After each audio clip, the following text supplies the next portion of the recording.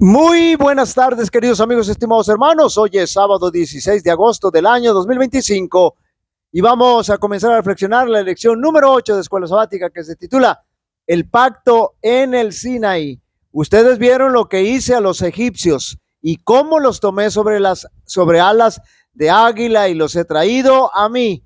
Ahora pues, si en verdad escuchan mi voz y guardan mi pacto, ustedes serán mi especial tesoro entre todos los pueblos, porque mía es toda la tierra, y ustedes serán mi reino de sacerdotes y gente santa. Éxodo capítulo 19, versos 4 al 6. Un pacto es un acuerdo o un contrato entre dos y más personas, entre dos o más personas, y este pacto que habremos de estudiar durante esta semana será un acuerdo, un contrato entre Dios y su pueblo hebreo. ¿Y por qué querría el Señor establecer un pacto con los hebreos?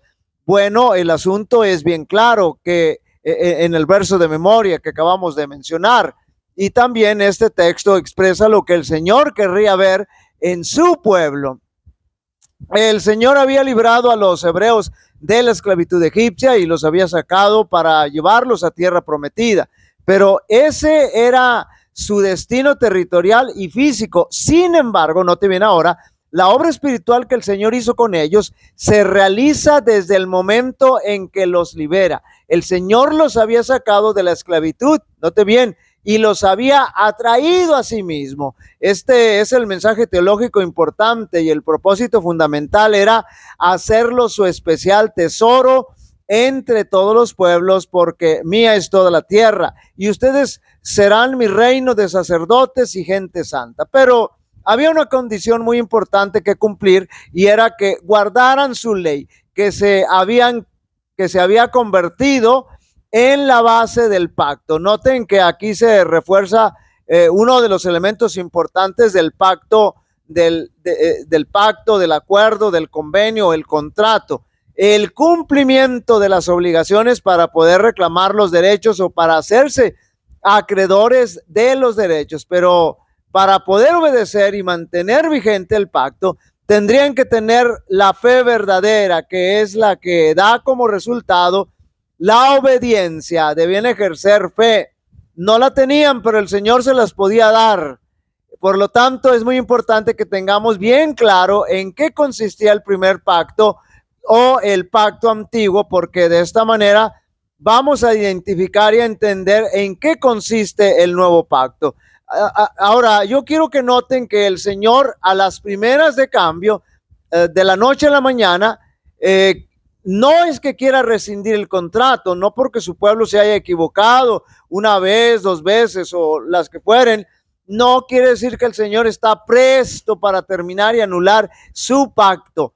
Cuando el pueblo fallaba en cumplir sus obligaciones respecto al pacto, el Señor no los desechaba, no los llevaba de inmediato a la junta directiva y aplicaba la sanción. Los buscaba, iba tras ellos, tomaba la iniciativa, daba el primer paso. Es decir, lo primero que hacía era una obra de redención, un trabajo pastoral de rescate para poder restaurar el pacto, porque el Señor no quiere lo malo para sus hijos, no quiere que nadie se pierda, sino que todos procedan al arrepentimiento. Y usted se preguntará, ¿y entonces por qué se pierde la gente? Y la respuesta es muy sencilla: se pierden porque así lo quieren ellos, no el Señor. Y si el Señor no quiere hacerles daño a nadie, entonces ¿por qué serán destruidos los impíos, los que se pierden? Y la respuesta también es muy, muy sencilla: serán destruidos por amor, no porque el Señor los esté odiando y ya no los ame. Y serán destruidos por las consecuencias de sus decisiones. Es una ley que no puede variar. Y la Biblia está llena de ejemplos de cómo el Señor busca al pecador para redimirlo, cómo el Señor toma la iniciativa para salvar al perdido. Desde el principio de la creación fue así, como cuando nuestros primeros padres pecaron, el Señor tomó la iniciativa de buscarlos. Aunque se escondieron, el Señor los buscó, los llamó. Los evangelios dicen que el Señor Jesucristo vino a buscar y a salvar lo que se había perdido. Y Jesús al pecador siempre le hace una gran invitación. Vengan a mí todos los que están fatigados y agobiados, y yo les daré descanso. Lleven mi yugo sobre ustedes y aprendan de mí, que soy manso y humilde de corazón, y hallarán descanso para su alma. Así que, como podemos entender, el Señor siempre está dispuesto a buscarnos, a llamarnos para restablecer el pacto o para iniciar un pacto con Él. Todo siempre va a depender de la respuesta que nosotros mismos, por nuestra capacidad de libre albedrío, demos al Señor. Ese será nuestro desenlace, para bien o para mal, para muerte eterna o para vida eterna. Nosotros lo decidimos. El favor de Dios para con los hijos de Israel había dependido siempre de que obedeciesen. Note bien lo que acabamos de decir. Al pie del Sinaí había hecho con él un pacto como su especial tesoro sobre todos los pueblos. Solamente habían prometido seguir por la senda de obediencia. Habían dicho todo lo que Jehová ha dicho haremos. Note bien, en el momento se emocionaban y aceptaban y se comprometían. Y cuando algunos días más tarde la ley de Dios fue pronunciada desde el monte y por medio de Moisés se dieron instrucciones adicionales en forma de estatutos, y juicios, los israelitas, note bien, volvieron a prometer a una voz todo lo que Jehová ha dicho haremos. Cuando se ratificó el pacto, el pueblo volvió a declarar unánimemente: haremos todas las cosas que Jehová ha dicho y obedeceremos. Lo decían en coro, pero no lo cumplían. Dios había escogido a Israel como su pueblo y éste le había escogido a él como su rey.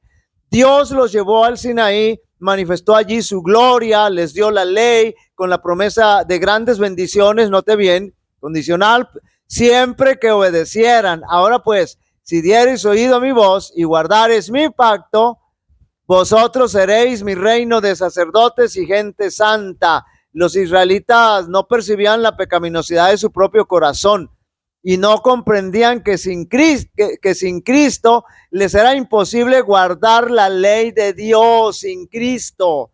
Y con excesiva premura, note bien, concertaron su pacto con Dios. Sí, haremos todo lo que el Señor diga. Creyéndose capaces de ser justos por sí mismos, declararon: haremos todas las cosas que Jehová ha dicho y obedeceremos. Pero sin Cristo es imposible. No tenían a Cristo. Habían presenciado la grandiosa majestad de la proclamación de la ley y habían temblado de terror ante el monte. Y sin embargo, apenas unas pocas semanas después, quebrantaron su pacto con Dios al postrarse a adorar a una imagen fundida. Rapidito. No podían esperar el favor de Dios por medio de un pacto que ya habían roto. Y entonces, viendo su pecaminosidad y su necesidad de perdón, llegaron a sentir la necesidad del Salvador revelado en el pacto de Abraham y simbolizado en los sacrificios, es decir, de Cristo Jesús.